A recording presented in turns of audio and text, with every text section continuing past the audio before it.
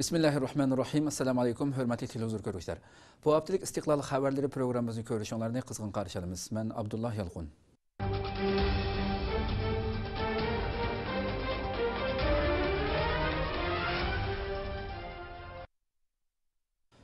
Ma'arif cemiyetida saylam ötküzüldü. Türkiye'de faaliyet edip beriyotgan Şarkı Türkistan Ma'arif ve Hemkarlık Cemiyeti'de 2015 yıl 16 yanvar Cuma günü keşte 4. nöbetlik saylam ötküzüldü. 16 yanvar Cuma günü keşte Merkezi İstanbul'a joylashgan Şarkı Türkistan Ma'arif ve Hemkarlık Cemiyeti'nin idare hay'at rehberligini saylab chiqish uchun 4. nöbetlik qurultay yig'ini cemiyet merkezida ötküzüldü. Şarkı Türkistan Ma'arif ve Hemkarlık Cemiyeti 2006 yılı İstanbul'da kurulgan bulup, her 3 yılda bir qatim qurultay yig'ini içip cemiyetning idare hay'at rehberlerini saylam orqali yenidan saylab kelmoqda. Bu cemiyet uzun musofalarini, ko'plagan qiyinchiliklarni yengib, bugungi kunda xizmat doirasi keng, aktiv faoliyat qiladigan chet ellardagi tashkilotlar orasida oldingi o'rinda turadigan, dunyoning diqqatini tortayotgan muhim tashkilotga aylandi. Sharq Turkiston Ma'arif va Hamkorlik Jamiyatining hozir Istanbulning Fatih, Safaköy va Zaytunburnu qatorliq 3 xizmat ishxonasi, ijtimoiy ishlar va siyosiy ishxonalari, ona til va Qur'oni Karim yasli, tashviqot, tadqiqot va nashriyot bo'limlari, ayollar bo'limi, yoshlar bo'limlari bilan Sharq Turkiston xalqi uchun ijtimoiy, siyosiy, kultur, madaniyat, islom dini sohalarida Sharq Turkiston masalasida xizmat qilib kelayotgan muhim tashkilot bo'lib, bu tashkilot bugun 4-qatimliq qurultay yig'ini ichib, idora hay'at rahbarlarini yangidan saylab chiqdi. Qurultay yig'iniga jamiyatning idora hay'at rahbarlari va a'zolari bo'lib ko'p sonda kishi qatnashdi. Qurultay yig'ini Qur'oni Karim tilovat qilish bilan boshlandi. Kun tartib bo'yicha saylam boshlandi. A'zolar yo'qlama qilindi va saylamga qatnashganlik to'g'risida tizimlikka imzo qo'ydi. Saylam komitesining boshlig'i qurultayning kun tartibini o'qib o'tdi. Keyin jamiyat raisi Hidoyatulla O'g'izxon Sharq Turkiston Ma'arif va Hamkorlik Jamiyatining xizmat faoliyatlari to'g'risida dokulat berdi. Hidoyatulla O'g'izxon so'zida jamiyat qurilgan 2006 yildan buyonqi bo'libmi keyingi 3 yildan buyonqi Sharq Turkiston masalasini Türkiye ve İslam dünyasının kun tertibiga keltirish yo'lida elib borgan xizmat va faoliyatlarni, qo'lga keltirgan natijalarini, muhim xizmatlarni, bu tashkilotning Sharq Turkiston masalasida navbatdagi ahamiyatini, bo'libmi yangidan Turkiyaga kelayotgan muhojirlarning qiyinchiliklarini hal qilish uchun elib borgan xizmat faoliyatlarini bir-birlab tilga olib o'tdi. Saylam komiteti boshlig'i Sharq Turkiston Ma'arif va Hamkorlik Jamiyatining yangi raislik nomzodi va idora hay'at rahbarlik nomzodlarining ismlarini bir-birlab o'qib o'tdi. Saylam ochiq ovoz berish orqali o'tkazilgan bo'lib, har bir nomzodning ismi e'lon qilinib, nomzodga ovoz berish orqali saylam elib berildi. Qurultay ishtirokchilari qo'l ko'tarish orqali qo'shilganligini ifodaladi.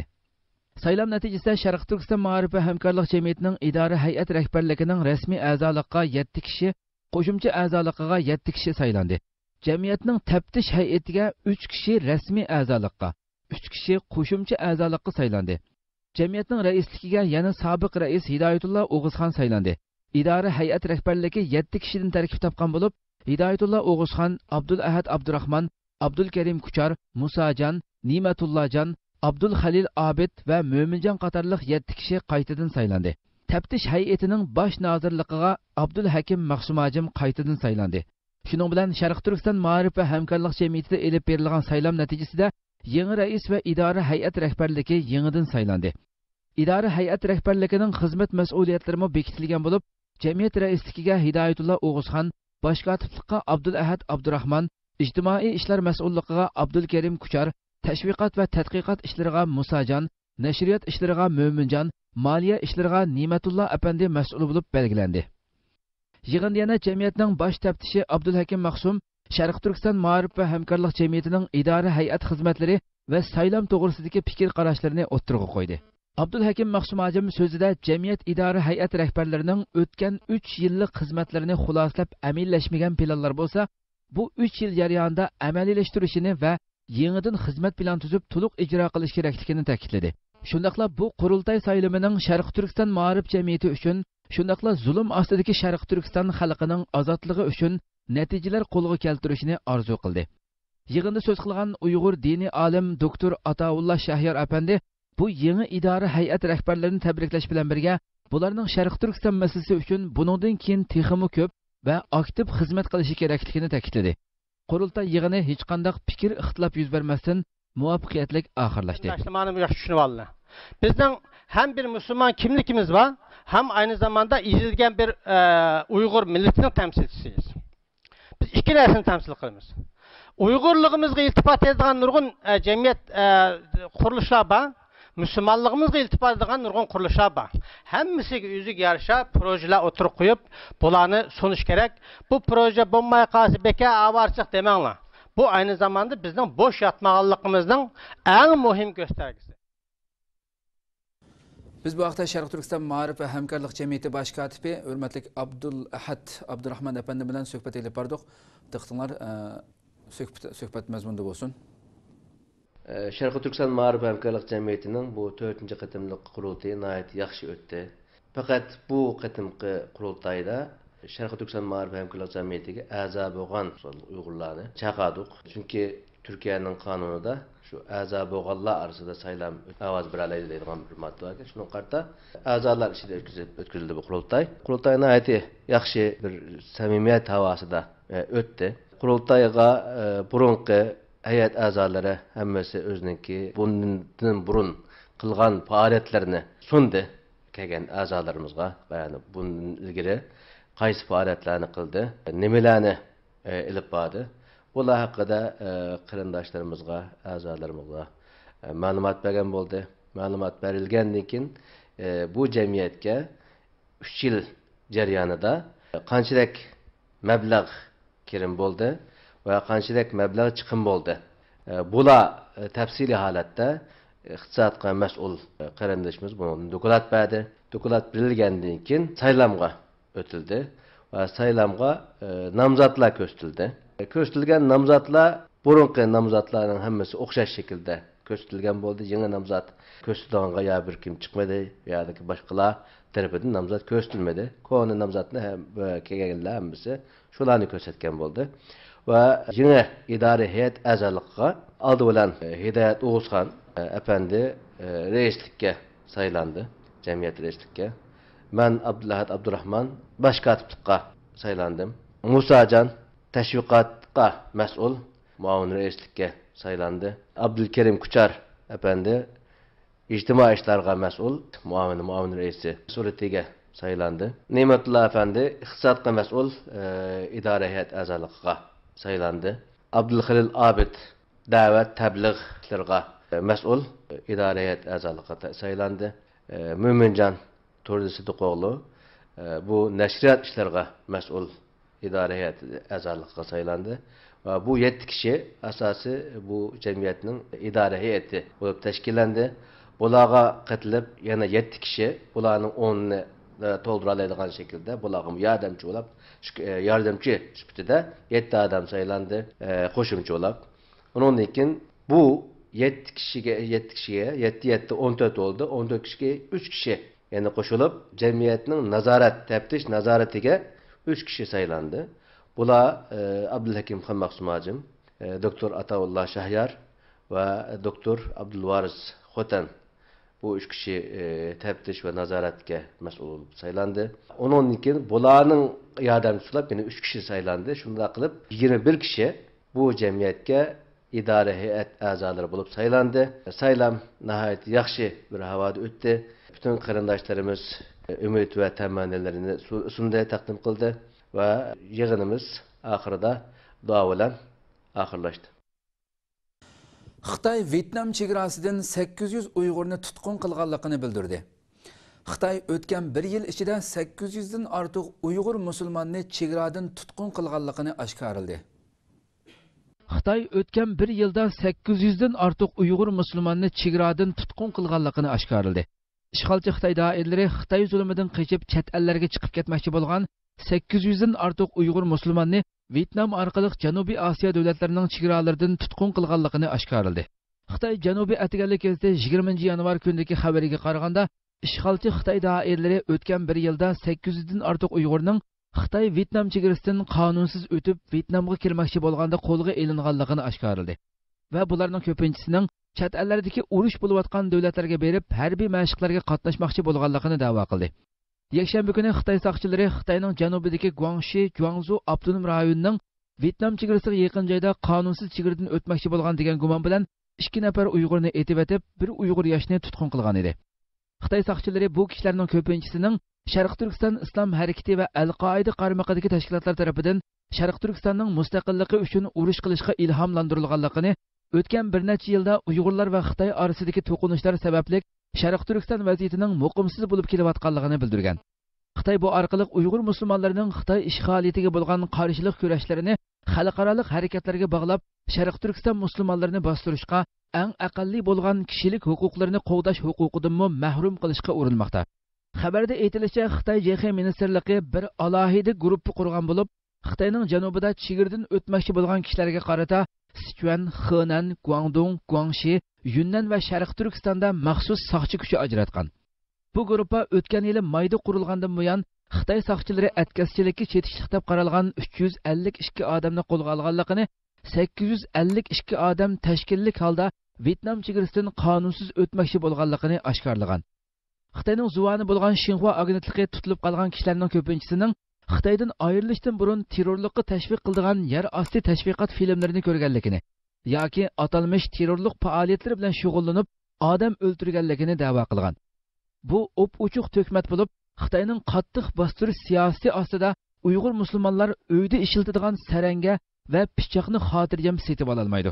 Yana kelib, yaqindan buyon axborot vositalarida chegirdan qonunsiz o'tmoqchi bo'lgan deb e'lon qilinganlarning ko'pinchisi Xitoy zulmidan qochgan ayollar va bolalar bo'lib, ularning yuqorida tilga ilingandek terrorlik harakatlari bilan shug'ullanishi va yoki odam o'ldirishi asla mumkin emas. 19 yanvar 2000da qonunsiz Xitoy ko'chmanning Bermada qapsilib qolganligi xabar qilingan edi.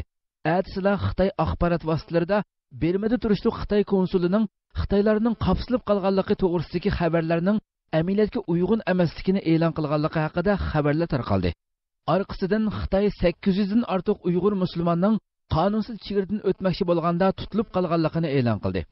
Xitoy bu orqali xalqaroning diqqatini Xitoylarning qonunsiz chegirdan o'tib Bermada qapsilib qolganligi to'g'risidagi xabardan Uyg'urlarga yo'tkizmoqchi bo'lgan. Aminiyatda Xitoyning janubidagi chegaralari azaldan zaharli chekimlik va odam atkazchilari uchun uchuq qo'yilib kelingan bo'lib, Xitoy ko'chmanlarining Sharqiy Janubiy Osiyo davlatlariga qonunsiz kirib chiqib turadiganligi Xitoy axborot vositalarida nurg'un qitim xabar qilingan. Amdilikda bo'lsa, Xitoy doiralari Xitoyning qattiq milliy va diniy zulmi ostida yashash imkoniyati qolmagan mazlum musulmonlarni hiyla nayranglar bilan tutqun qilmoqda va har xil gumonlar bilan etib tashlamoqda. Hamda buni Uyg'ur musulmonlarini bostirishning dastiki qilish g'arazida bo'lmoqda. Türkiye'de Uygurlarını qo'llash davomlashmoqda. Türkiye'deki Büyük Birlik Partisi ve Alperen Ocakları Sharq Turkiston uchun muxbirlarga bayonot e'lon qildi. Türkiye'deki Büyük Birlik Partisi'nin Kahramanmaraş vilayetideki şöbesi bilen Alperen Ocakları Sharq Turkistonda yurgizilayotgan Xitoy zulmiga qarshi muxbirlarga bayonot berdi. Bayonotda mundaq deyildi: Hurmatli muxbir qarindoshlar, biz sizlarning vasilanglar bilan barliq islom dunyosiga ulug' davlatimiz Turkiyaning davlat beshidagi barliq siyosiy cho'nglarimizga xitob qilmoqchimiz. Butun dunyo davlatlari 1949-yildan beri Xitoy zulmi ostida ingrayotgan Sharq Turkiston ustidan latqonchaq o'yini o'ynamoqda. Xitoy bo'lsa Sharq Turkistonni assimilyatsiya va zulmning uvisi qilib oldi. Qatliam bo'lsa davlat siyosatining bir qismi sifatida davom qilmoqda. Butun dunyodagi rahbarlar xuddi terrorizm bilan kurash qilish uchun bir yerga to'plangan bo'lsa-mu, biroq Xitoyning Sharq Turkistonda yurgizayotgan terrorligiga ko'z yummoqda. Uyg'urlar ustidan siyosiy, diniy, iqtisodiy, irqiy, milliy ekspluatatsiyani tez surat bilan davom qilayotgan Xitoy diktaturiyasi butun dunyoning o'zlari haqidagi sukunatidan foydalanib qolmay, hatto dunyo davlatlari tomonidan mukofot olg'idek darajaga kelmoqda. Afsuski, dunyo davlatlarining bu davlat terroriga qarata elib berayotgan sukunatini hatto islom davlatlarimi, jumladan Turkiyami xuddi olqishlayotgandek sukut ichida kuzatmoqda. Xitoyning o'z dindosh va qarindoshlariga qilgan bu zulmlarga sukut qilish bilan zulmga sherik bo'lmoqda. Bugun biz yana vijdoniy va iymoni urg'ib turgan musulmonlar bo'lish sifatimiz bilan butun xalq ommasiga shunda xitob qilamizki, Taylanddagi qarindoshlarimiz Xitoyga qaytarilib, Xitoyning o'qlariga yam bo'lmasdan Turkiyaga elinib kelinishi, buning uchun butun imkonlar qo'llanilishi kerak. Ey Turk millati, ey vijdoni o'yg'oq insonlar, o'zimizning dindosh va qarindoshlarimizga ega chiqayli. Sharq Turkistondagi qarindoshlarimizning Xitoylarning qatliami va assimilyatsiyasida yo'q bo'lib ketmasligi uchun qo'limizdan kelishicha mas'uliyatlarimizni ado qilishga tirishayli. Buni bir vijdon va ko'ngil ishi sifatida emas, balki qat'iy hal qilinishi kerak bo'lgan siyosiy va diplomatik ish tartibidan biri sifatida hal qilinishi uchun davlat va xalq o'rtaq harakatga o'tishning zamoni kelib o'tyotidi. Allohning payg'ambari butun dunyo musulmonlari bir-birining qarindoshidir demaganmidi? Bu sababdan biz bu xitobimizni butun dunyodagi musulmonlarga mu yuzlantiramiz. Oldi bilan biz, ya'ni Buyuk Birlik partiyasidagi barliq a'zolar, Alparan Türk ojoqlaridagi barliq a'zolar va ularning xolisona agash kuchlari, do'stlari, Türk millati, butun dunyodagi musulmonlar bu chaqiriqqa ovoz qo'shishimiz kerak. Biz bu zulmga sukut qilsak, to'xta demasak, o'zimizning shu zolimlar safida bo'lib qolganligimizni unutmayli. U qarindoshlar uchun zolimga to'xta deyish bizning bosh tortib bo'lmaydigan burchimizdir.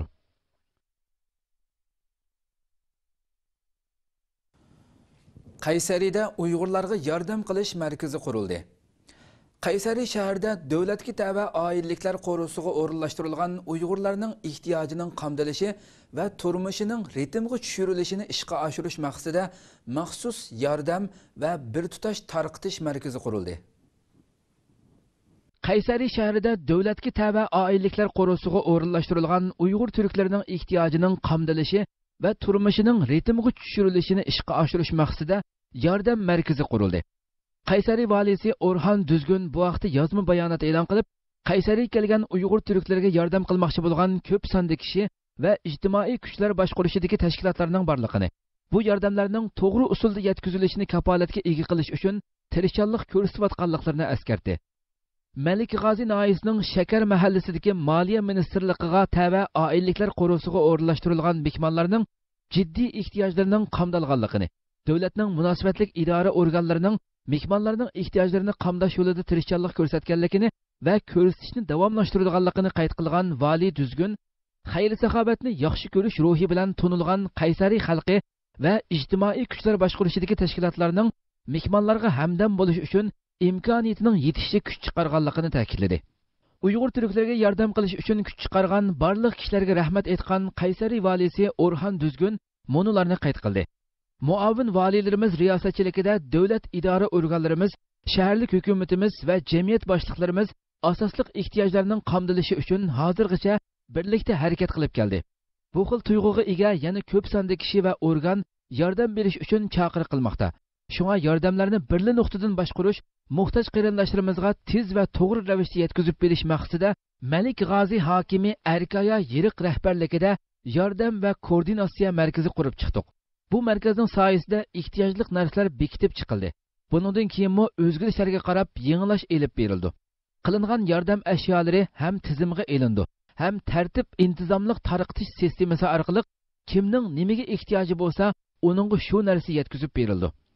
Vali Düzgün qilingan yordamlarda samimiyatning barpo qilinishi va muhtoj kishilarning ko'nglini yerim qilmasligi uchun berguchi qo'l yordam qilguvchi bilan hojatmanlarning uchrashtirilmaydiganligini, yordam olg'uvchi kishilar bilan foto suratga tushishga ruxsat qilinmaydiganligini ta'kidladi.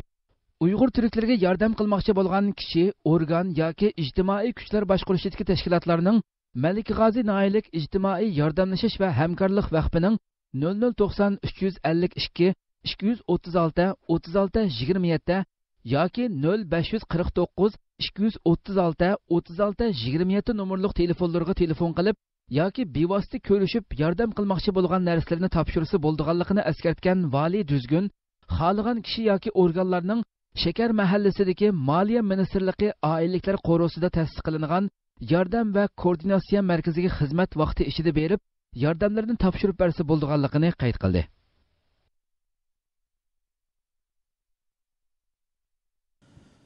Uyg'urlarning qahramoni Abdurahman Ablikim olamdan o'tdi. Osiyo boks chempioni Uyg'urlarning faxrlik o'g'lani Abdurahman Ablikim 21 yanvar Urumchida olamdan o'tdi. Uning o'limi butun Uyg'ur xalqini qayg'uga cho'mdirdi. 21 yanvar Urumchidagi burunqi No'g'ay masjidi, hozirgi Baytul Ma'mur masjidida Uyg'urlarning faxrlik o'g'lani boks shohi Abdurahman Ablikimning meyit namozi o'qildi. Osiyo boks chempioni Uyg'urlarning faxrlik o'g'lani Abdurahman Ablikimning meyit namoziga cho'ng kichik qeri yosh bo'lib nurg'un Uyg'ur qatnashdi. Faxrlik Uyg'ur farzandi Abdurahmon Ablikimning ruhiga atab duolar o'qildi. Ba'zi jamoat arboblari marhum uchun maxsus yozmalarni va beg'ishmalarni yozdi.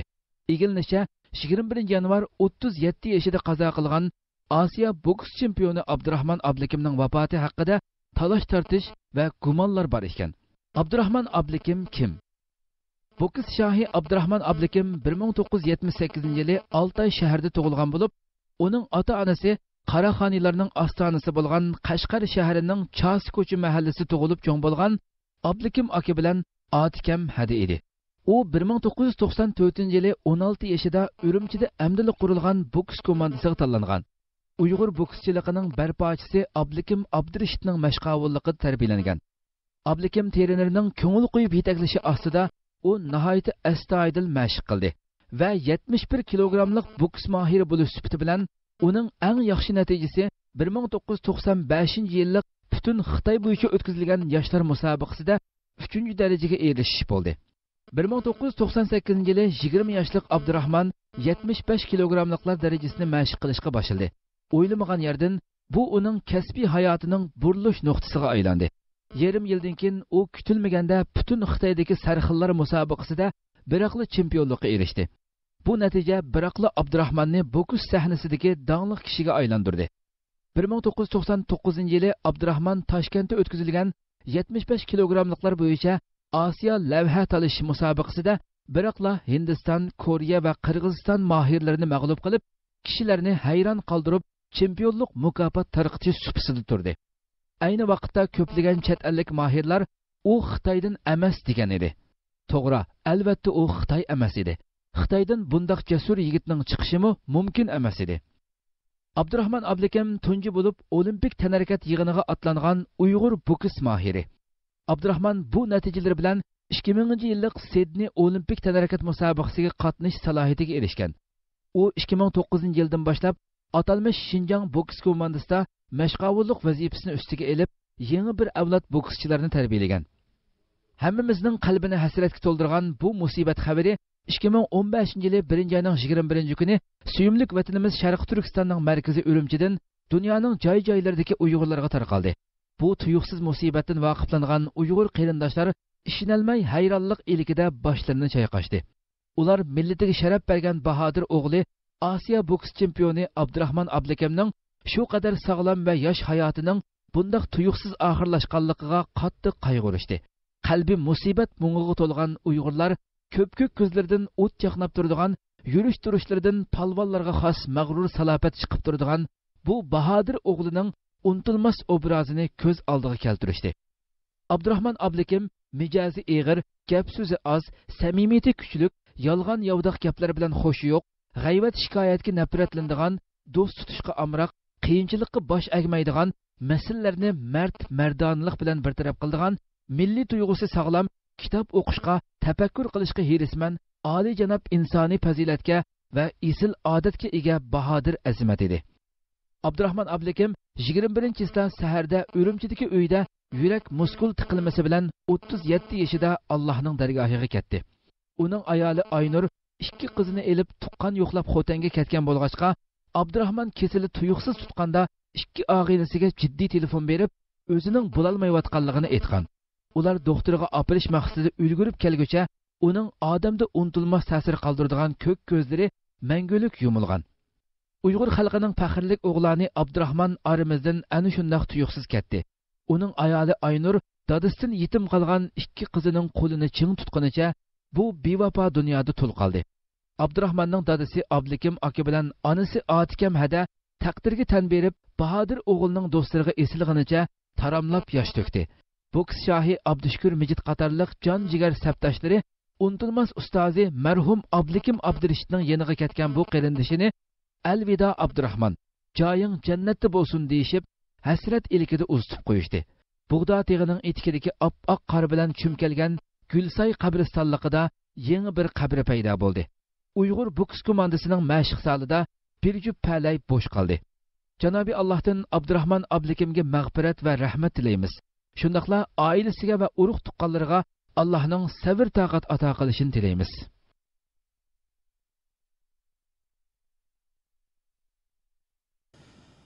Xitoy saqchilari Vyetnam chegarasida 2 Uyg'urni etib tashildi. Xitoy saqchilari Vyetnam tarafga o'tib ketishga uringanligini ilgari surib, 2 Uyg'urni etib tashildi va qochib ketgan bir Uyg'urni tutqun qildi. Janubiy Xitoy Sahar pochtasi gazetining xabar qilishicha, Xitoyning janubiga joylashgan Guangxi Zhuangzhou avtonom rayonidan qonunsiz ravishda Vyetnamga o'tishga uringanligi ilgari surilgan 2 Uyg'ur etib tashlangan. Xabarda qonunsiz yo'llar bilan chet elga chiqib ketishga uringan gumondorlardan ikkisining saqchilarga qarshilik ko'rsatganligi uchun etib tashlanganligi, birining Pingshan shahriga qarashliq bir aholilar rayoniga qochib ketganligi ilgari surildi. Reuters agentligining bu vaqtdagi xabarida 3 Uyg'ur Pingshan Tashvili bo'yidagi bilet setish o'rnida o'zlarini nazorat ostiga olmoqchi bo'lgan saqchilarga qarshilik ko'rsatgandan keyin ikki taraf orasida to'qinish yuz berganligi, vaqada 2 kishining o'lganligi va 1 kishining qochib ketganligi qayd qilindi. Guangxi Zhuangzhou avtonom rayonlik JX tarmoqlari qochib ketuvchining rasmi bilan birlikda bir parcha uqtirish tarqatib, rayon xalqini hushyor bo'lishga chaqirdi.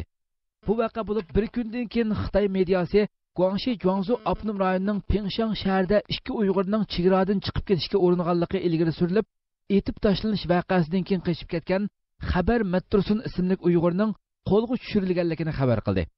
2 Uyg'urning etib tashlanish vaqasidan keyin Guangxi Zhuangzhou avtonom rayonlik JX tarmoqlari qochib ketgan Xabar Mattursun ismli Uyg'ur yosh ustidan tutish buyrug'i chiqarib, ma'lum qilguvchilarga 100 ming so'm mukofot beradiganligini uqtirgan edi.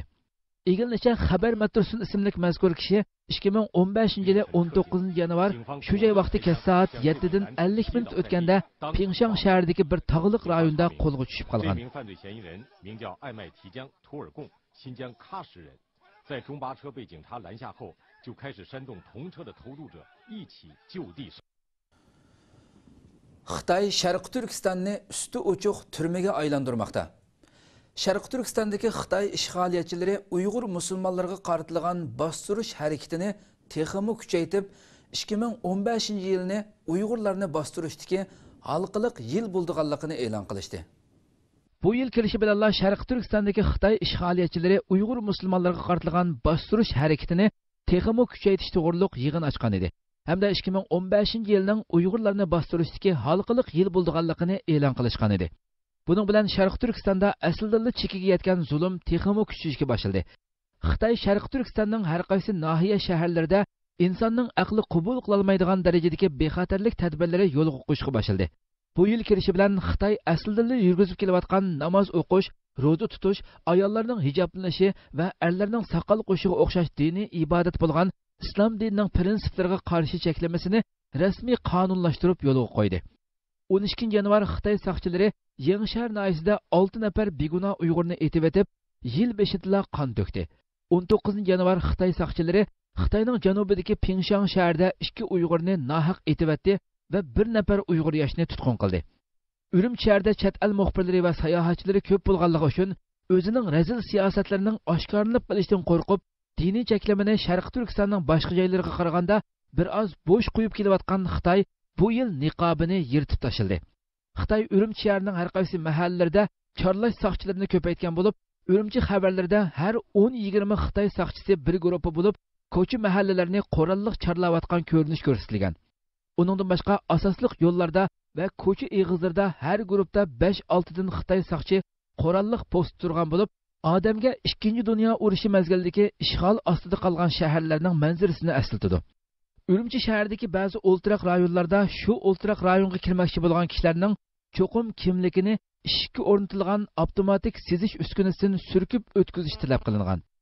Xitoy Sharq Turkistonning boshqa rayonlarida josuslik harakatlarini texmi kuchaytgan bo'lib, Yangichar nahiyasi Yapchan yezisining ma'lum kentida shu kentdagi Xitoy yollanma soqchilari har kuni kent komitetiga yig'ilib, ishpiyonlik harakatlarini qanday qilganda texmi yaxshi elib bora oladiganligi to'g'risida tarbiyalangan. Eng kulgili yeri bu kentning har qaysi kirish eg'izlarida tekshirish o'rinlari ta'sis qilingan bo'lib, kentga kirib chiqqanlar tekshirilgan. Aniqki bu yerdagi tekshirish obyektlari hammasi Uyg'urlar. Uningdan boshqa yollanma soqchilar har kuni mahalla orlab atalmış nuqtaliq oilalarga besib kelib tekshirish elib bordi ekan. Xitoy Urumchi shahri va Altay viloyati qatorliq joylarda sirtdan kelgan nopuslarni boshqarish xizmatini kuchaytirayotganligini bildirgan bo'lib, Altaydagi bir Xitoy amaldor nuqtaliq rayonlardan kelgan ko'chman nopuslarni tekshirishni kuchaytirganligini bildirgan. Ma'lumki bu Xitoy amaldor so'zida Sharq Turkistonga eqib kelayotgan Xitoy oqqullarni ko'zda tutmasdan, aksicha tig' uchini bu zaminning asli egalari bo'lgan Uyg'urlarga qaratmoqda. Xitoyning yuqorqidagi qilmishlari bir tarafdan Xitoyning Sharq Turkistondagi musulmon Uyg'urlarni diniy va milliy kimligidan mahrum qilib, yo'qitib etishga urinayotganligidek razil niyatini oshkorlasa, yana bir tarafdan Xitoyning bu zaminning haqliq varislari bo'lgan Uyg'urlardan qo'rqib, xotirjam nafas ololmayotganligini bildirmoqda. Xitoy yaxshi bilishi kerakki, ishg'oliyat va zulm oqibatda halokat elib keladi. Xitoyning Sharq Turkiston musulmonlariga qalbidagi iymon nurini o'chirishga urinishi o'z hokimiyati va xalqini o'tqa ittirgani bo'lib hisoblandi. Biz Xitoyning yuqorqi qilmishlari haqida İstanbulda yashayotgan jamoat arbobi Abduqodir Yapchan bilan suhbat elib bordik. Suhbat tafsilotini Istiqlol To'r televiziyamizning haftalik suhbat programmasidan ko'rib olasizlar. Xitoy Sharqiy Turkiston xalqini inson o'rnida qo'ymayotganligini ko'rib olamiz. Shuning bilan birga bu ojiz bu mazlum xalqdan naqadar qo'rqqanligini, naqadar qo'rqayotganligini ko'rib olamiz. Xo'sh. Bir odam o'rnida ko'mayotdi Xitoy. Oshunda turug'liq yana o'zining naqadar qo'rqayotganligini ko'ramiz. Bu xalqimizning qo'lida hech qanday bir narsa yo'q. Yo'lda xotirjam mang'anmayotgan xalqdan qo'rqamsan. Bu qadar harbiylar xudoy muntizim tank zambiraklar bilan son qo'ral tanglab to'g'on holatda ko'zan ko'rdi. Yo'lda ketib qolgan bir Sharqiy Turkistonlik bir musulmonning yo'lda ketib qolganligini ko'rsa, uning ko'ziga ay tank zambirak bilan uning ko'ziga tanglayotganda ko'ringanda qiladi. Alloh taolo ayda qo'rqtoqlik bu badbaxtlik. Bu korkunculuk nereden geldi? Sen de bu harbiy koç, iqtisodiy koç, hemmine sen de tutsa, yanım için korkusu. Toprakның sahibi, o coğrafyanın sahibi, aciz ozımı küçtük hem de. O, sen kançılık küçtük oluşundan katiyinizdir, kançılık şu, buluk zoravallık ve zoravallık kılışından katiyinizdir, bula, yolda öyden talaq çıkanmaydıgan halet turvatsı mı? Yani şu üzdün güçlülükünü ispatlap turvatı.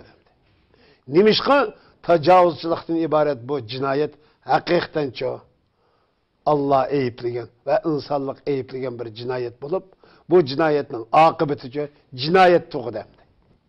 Mikrop tuğuluk. Xitoy tecavüzçılıktan ibaret bu anı cinayeti, yani Sharqiy Turkistonga tecavüz qilishdan ibaret bu anı cinayetini ötküzgenden keyin andın milyonlarca balı cinayetini ötküzüp Sharqiy Turkiston xalqining kişiliki, kimliki, itiqadi, aqidasi, medeniyeti, örf-odati, ahlakı, qatarlık hemmeye hücum qılıp Aşında turuqluq yani Xitoy, yani Sharqiy Turkiston xalqidan qo'rqyapti. Demiş korksa, onun çoğu toprakның sahibi ilgisi acına güçlük oladı. Tecavüzçi, zoravan, kancı güçlük olsa mı, özünün Sharqiy Turkiston coğrafyasında aciz his kaladı. Demiş ki toprakның ilgisi emez o. Xitoy kalpinda dinsizlashtirish siyosatini diniy zatlardan boshladi. Ishg'olchi Xitoy doiralarining Sharq Turkiston musulmonlarini dinsizlashtirish siyosatini diniy zatlardan boshlab amaliyleştiriyotganligi oshkor bo'lmoqda. 7 yanvar Kalpin noyalik Millat din ishlari idorasi bilan Yurchi yesidagi qo'rchoq amaldorlar birlashib, rayondagi 3 yeza va 2 bozordagi 60 dan ortiq diniy o'limalarni bir yerga jam qilib, atalmış asabiylikni tugutish, zamonaviy madaniyatga yetaklash degan o'ydirma dinsizlashtirish siyosatini amalga oshirish maqsadida san'at faoliyati o'tkazgan va diniy o'limalarni xo'roz so'qishtirish, itot o'rinlash, naqshi o'qish, usul o'ynash va dob soz chelish degandek islom dinining prinsiplariga xilof faoliyatlarni qilishga majburlagan. Sharq Turkiston musulmonlarini dinsizlashtirish maqsadiga yetilmagan Xitoy kommunist doiralari endi bu dinni saqlab kelayotgan diniy o'limalarni dindan yiroqlashtirish orqali musulmonlarga dindan yiroqlashishda diniy zotlardan ulgu elishga zo'rlash orqali diniy o'lima va mollalarni haqorat qildigan, kamsitib ko'zga ilmaydigan holatga keltirish uchun musulmonlar yomon ko'radigan xato faoliyatlarni qildirishga zo'rlamoqda. Diniy o'limalarning xalqning qalb to'ridagi o'rnini xunuklashtirish, bu orqali xalq ommasining nazaridan soqit qilish, diniy e'tiqodidan voz kechishda mollalarning yo'l boshlashini maqsad qilgan Xitoy g'olchilari xalq ommasiga mollalarni ulgu ko'rsatib turib, Mana diniy zatlar dindan yiroqlashib, atalmış madaniyat nomida buzilyotsa, sizlar nima deb diniy e'tiqodda ching turib olasizlar degandek olijo'qi bildirlab, islom dini aqidasida ching turgan musulmon xalqni diniy e'tiqoddan voz kechishga zo'rlash uchun diniy zatlarning yo'l boshchi bo'lishini maqsad qilib, naqsha aytish, usul o'ynash, soz chelish degandek islom aqidalariga xilof faoliyatlarni qilishga majburlamoqda. Xitoyning yerlik cho'moqchilarining o'tgan hafta Uyg'ur dehqonlari, hatto Uyg'ur diniy zotlarining Xitoyda keng taralgan kichik olma usulini kollektiv o'ynashga majburlanganligi qattiq g'ulg'ul qo'zg'agan edi. Xitoy bu razil maqsadiga hargiz yetolmaydi. Allohning nazarida qabul bo'lgan birdan-bir din islom dinidir. Islom dini e'tiqodida ching turgan musulmonlarni Alloh cho'qim qo'g'daydi. Sharq Turkiston ilmiy muhokama yig'ini ochildi. Bütün dünyada aktif faaliyet kılıvatkan merkezi Türkiye'deki İHA İnsan Hakları ve İnsani Yardım Vakfı'nın Samsun vilayetindeki şöbesi Şarkı Türkistan'ı tunutuş ve ehemmiyet birişini küçeytiş için yürükümüzün Şarkı Türkistan namıda ilmi muhakeme yığını uyuşturdu. Türkiye'nin Samsun vilayetindeki İnsan Hakları ve İnsani Yardım Vakfı İHA şöbesi Şarkı Türkistan'ı tunuşturuş ve Şarkı Türkistan'a ehemmiyet birişini küçeytiş için Samsun'un Balfira nahiyesinde yürükümüzün Şarkı Türkistan ismideki ilmi muhakeme yığını uyuşturdu. Balfira nahiyesinin Medeniyet Sanat Merkezi elip verilgan bu ilmi muhakeme yığında İstiklal Marşı ve Şarkı Türkistan'ın milli marşı okuldu. İmam Hatip okuvçisi Abdullah Ergen'in Kur'an-ı Kerim tilavetinden keyin Bafra İnsan Hakları ve İHA'nın vekili İlyas Altun ilmi muhakemenin açılış nutqida Xitoy Birleşken Devletler Teşkilatı'nın daimi heyet azası bo'lganligi uchun Sharq Turkistonda elib berilayotgan zulmlar hamisha ko'rmasdan kelinmoqda. Sharq Turkiston xalqi yetim, egisiz, davosiga ega chiqadigan hech kimi bo'lmagan bir mazlum millat. Sharq Turkistonda bo'layotgan zulmdan xalqarалық tashviqot taratqularning va yoki xalqarалық inson haqlari tarafdan hech bir xabar anglamadik. Sharq Turkistonlik qarindoshlar biz bilan dardlashganda bizni unutmanglar deydi. Albatta biz ularni unutmadik, ham unutmaymiz. Haqsizliklarga qarata ba'zilar sukut qilsa-mu, biz sukut qilmaymiz. Mazlumning, yetimning, egisizning ovozi bo'lishga davom qilamiz dedi. Ilmiy muhokama yig'ini Sharq Turkistondagi fojialar tasvirlangan filmni ko'rsatish bilan davom qildi. Yo'lchi jurnalining bosh muharriri Ömer İdris Akdi riyosatchilik qildi. Ömer Akdin nutqida bizning bu yurishimiz Ispaniyagacha, Bosnagacha, Afrikaning eng ichki qismlarigacha, shundaqla dunyoning barliq yerlarigacha bo'lgan bir tinchlik yurishidir. Salomatlik yurishidir, adolat yurishidir. Sharq Turkiston bo'lsa, biz yo'lga chiqqan bu adolat yurishimizning tunji boshlanishi. Bu jihatdan aytganda Sharq Turkistonga aloqador bu ilmiy muhokama yig'inimiz Alloh xolisa bu vaqtdagi ahamiyat berishimizning u yerdagi qarindoshlarimizning nidosini anglatadigan bir ovoz bo'lug'isidir. Bizning markazimiz albatta Makka va Quddus, ya'ni tavhidning markazidir. Bu markazdan qaraganda yer yuzi qaytadan bir tinchlikka erishidi. Biz buningga ishonamiz. Shunga bo'libmi yangi naslning va har qaysilarning zulmga uchrayotgan yerlarga qarata maydonlar texmi mustahkam bo'lishi uchun mazkur ilmiy muhokama yig'ini bir boshlang'ich nuqta bo'lish o'rnida dedi. Ilmiy muhokama yig'iniga Bafra noyisining muftiyligidan Ismoil Chichak, Ma'rif va ta'lim tarbiya bo'limi mudiri Mahmad Ali Katib o'g'li, Adolat va taraqqiyot partiyasining Samsun sho'ba boshlig'i Tunjay Yurtsevan va boshqa ommaviy qurilish tashkilotlaridan nurg'un kishi qatnashdi. Uyg'urlar uchun 1 million kishi ovoz qo'shdi. Turkiyada Uyg'urlar uchun elib berilgan imzo to'plash faoliyatida 1 million kishi Uyg'urlarni qo'llaydiganligini ifodalab imzo qo'ydi. Demokratiya bilan idora qilinayotgan davlatlarda xalqning irodasini ifodalaydigan eng muhim yo'llardan biri imzo yig'ish. Bu xil davlatlarda ommaviy tashkilotlar ko'chalarda xalqning ra'yini elib, qo'l qo'ydirgan qog'ozlarni parlamentlarga topshirish orqali hukumatga besim ishiltidi. Bulardan biri Taylanddagi 366 Uyg'urni Turkiyaga elib kelish, shundaqla Xitoyning Uyg'urlarga elib berayotgan besim siyosatiga norozilik bildirish uchun o'tkazildi. Turkiyadagi eng chong ommaviy tashkilotlardan biri bo'lgan O'lka O'joqlari tashkiloti o'tgan yili 12-oyning 4-kuni jamoat fikri to'plab, Turkiya hukumatining Taylanddagi 366 Uyg'urni Turkiyaga akilishini amalga oshirish uchun imzo to'plash to'lqini qo'zg'agan edi. 1-oyning 14-kuni O'lka O'joqlari tashkiloti raisi Olcay Klaus apandi Sharq Turkistonlik Uyg'ur qarindoshlarini qo'llash, shundaqla Taylanddagi 366 Uyg'ur qarindoshimizni Türkiye'ye elip kelish uchun bu faoliyatni boshlatganligini, bu faoliyatning Türkiye'nin 60 atrofida viloyatida o'tkazilganligini bayon qilgan edi. Ülke Ocakları Teşkilatı'nın Türk Dünyası İşleri Başkarmasının mesulü Hasan Qumqala Efendi muxbir bilan elip bargan söhbetida Türkiye'nin 60 atrofida yerida elip berilgan bu faoliyatda 1 milyon imzo yig'ilganligini bayon qilib mundaq dedi. Sizga ma'lum bo'lgandek 12-yanın 4-kuni başlatilgan Uyg'urlar uchun imzo to'plash to'lqini jarayonida 3 hafta ichida 1 milyon imzo yig'dik. Biz yiqqan 1 milyon atrofidagi imzo tar ma'nida degan vaqtimizda Taylanddagi 366 Uyg'urni Turkiyaga elib kelish uchun keng ma'noda elib aytganda bu turklarning Uyg'ur qarindoshlarini qo'llaydiganligining bir isboti. Bizning Ülke Ocakları Teşkilatimizning har qaysi viloyat, nahiya, yeza va universitetlardagi sho'balari faoliyat o'tkazib 1 milyon kishiga qo'l qo'ydirdi. 2 kun burun raisimiz Olcay Kılavuz Efendi qo'l qo'yish faoliyatimizning oxirlashganligini jakarladi. Raisimiz bayonotida Türk xalqining har doim Uyg'ur qarindoshlarining yenda ekanligini, ularning haqqoniy da'vosini butun kuchi bilan qo'llab-quvvatlaydiganligini yana bir qatim isbotlaganligini bayon qilib o'tdi. Menchi bu Turkiyada Uyg'urlar uchun elib berilgan tunji qatimliq bundaq cho'ng faoliyat. Bu faoliyatimiz g'alabalik oxirlashdi. Hasan Qumqala Efendi 1 milyon kishi qo'l qo'ygan bu daftarlarni Türkiye parlamentiga sundiganligini bayon qilib mundaq dedi. Endi bu yiqqan 1 milyon atrofidagi imzoni bir savol xati bilan birlikda Türkiye parlamentiga sunishni o'ylayapmiz. Bu orqali 366 Uyg'urni baldırroq Turkiyaga elib kelish uchun hukumatga besim ishlatishni, yana bir tarafdan bu orqali hukumatning Uyg'ur masalasiga bo'lgan ko'ngil bo'lishini kuchaytirishni o'ylayapmiz. Chunki Sharq Turkiston da'vosi bizning milliy da'voyimiz. Türkiye hukumati bu masalaga ko'ngil bo'lishi shart. Chunki Uyg'ur turklari bizning qon qarindoshlarimiz. Ülke Ocakları Türk Dünyası Başkarması mas'uli Hasan Qumqala Efendi Uyg'urlar uchun bundan keyin elib boradigan faoliyatlar to'g'risida ma'lumot berib mundaq dedi. Taylanddagi 366 Uyg'urning ahvoli jiddiy bo'lg'achqa bundaq bir qo'l qo'yish faoliyati boshlatgan edik. Ammo raisimizmi deb o'tgandek, biz butun Sharq Turkiston xalqi uchun kurash qilamiz. Ishg'olchi Xitoy doiralarining Uyg'ur qarindoshlarimizga elib berayotgan butun besim siyosatlarini Türk jamoatchiligiga, shundaqla dunyo jamoatchiligiga anglatish bizning birinchi vazifamiz. Xitoyning Uyg'urlarga elib berayotgan zulm siyosatiga qarshi har doim noroziligimizni ifodalaymiz.